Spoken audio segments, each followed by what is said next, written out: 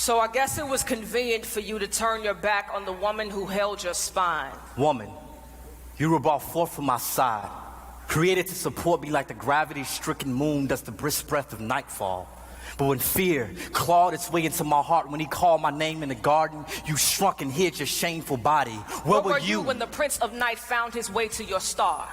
You watched him lie, and I watched you sit and set like sun, you mourning of a man you can't even see the nightmare you have become. I was there, standing in the distance, having a conversation with my backbone.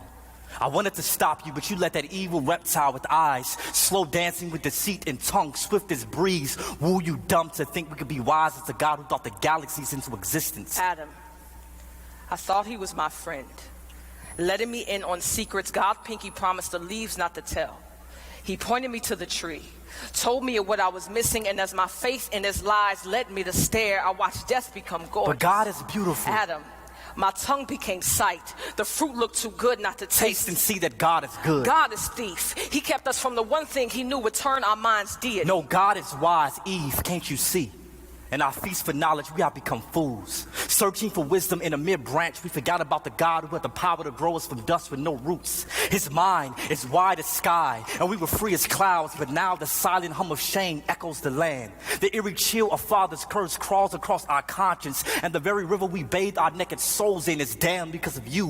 What have you done? Do not blame me for murder and name yourself victim as if we are not both ghosts with skin. You left me for dead. Did you forget the sixth day when God made you from dust? But he made you from me for me.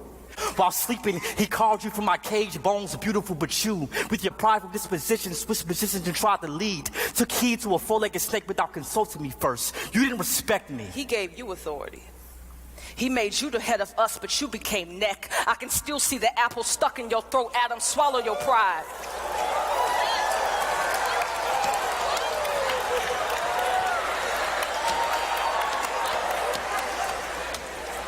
You were supposed to lead me, yet I am to blame. Your wife, your Eve, the one who is now shame, once beauty the moment you saw her breathe. Maybe I should noose a ribbon around my neck, make a skirt of wrapping paper, stuff my natural naked chest with leaves. Maybe then these bones will be enough gift for you again, this flesh enough body for you to bathe in. The day you remove God from your soul, emptied your nest of his glories, the day you beg me to take his place, fill your voids, become this image of perfection to satisfy your insecurities. God forbid our sons grow up treating their sisters like cemeteries, stacking their bodies and bones in one closet to wear as one flesh every time they want to feel alive. Eve, please understand that you further prove my point.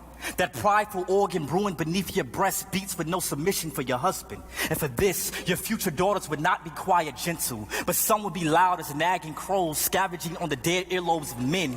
Their bodies, sculpted for God's glory, will become lures enticing our sons to sin, and they will. These women, your offspring, will hand their souls over to men who are not their God. They will kneel for value at the altar of man's approval, but that worship would not make them whole nor holy. Did you see what you've done? You will make this about you by blaming me. We are both sin wrapped in flesh, both broken creations, stained glass windows with no shine, no sun, no light. We are both dark, imperfect, lost.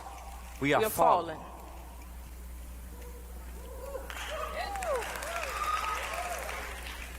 Wife, I'm sorry.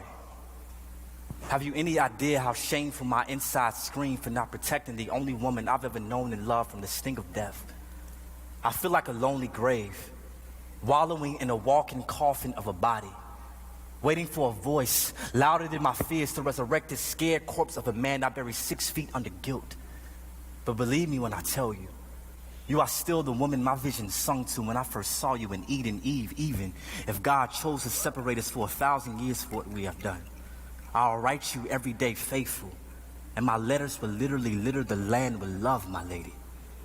But excuse me, if the blood on my hands still drips thick with condemnation, I can only pray that this venom doesn't poison our unborn son, Cain.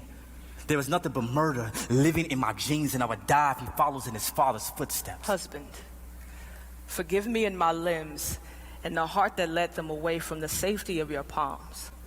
The parachute folded beneath the bloodstream I left in vain.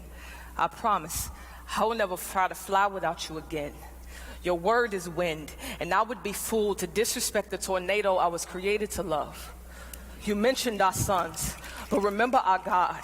Remember what he told devil as he cursed serpent. He spoke of my womb, and from it a seed will come. The devil will strike his heel, but our seed will crush his head. Yes, we are dying, but one day we may rise from the dead. We are not hopeless. Mercy has its sights set on the sinners, and its source is our God. He will rescue us out of the sea of sin. Like hands beneath a drowning soul, a rainbow before the lightning bolt speaks, he reigns. When the clouds crack their shell, our God will appear and show us his yoke is easy. A light too mighty for anything pitch black to trap our backs back behind that cage we crave. The way of escape is near if we wait with hope, nailed to our faith. The truth cross-stitched to our burdened bodies. The life stretching like the arms of an horizon, rising for all to see. The sun still lives. Eve, forgive me. Adam, forgive me. God, we tried to be our own God. Please forgive us.